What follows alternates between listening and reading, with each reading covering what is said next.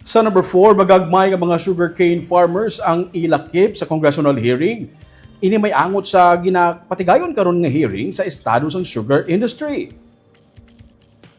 Ginsiling ni 3rd District Representative Javier Miguel Benitez nga ang small farmers lakip na mga association president kag mga katapo sa mga small planter groups ang dapat nga malakip sa mga pagtalakay. Sang Miyerkules, ginpatigayon sang House Committee on Agriculture and Food ang hearing angot sa sugar industry.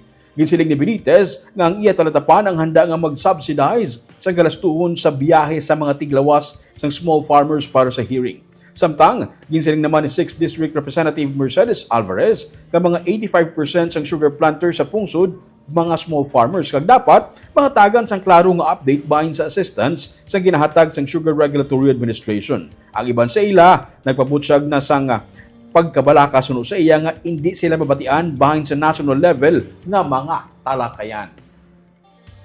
Yes, actually, salamat sa mga pamungkot kay mention namon na kabay pa ara ang small farmers and not only the leader of the small farmers.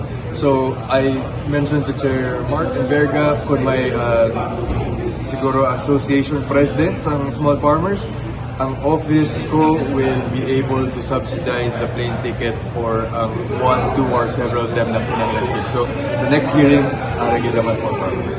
We assure them and everyone who has a stake in the sugar industry na you will be involved. Amo na ganing purpose of this whole thing is that not only it is an inquiry, of course, in consultation to whatever outcome ang magwa sa ininga committee ba. Although I have a disclaimer, I am not a member of the committee, pero nag-attend din ako in support, of course, for the sugar industry.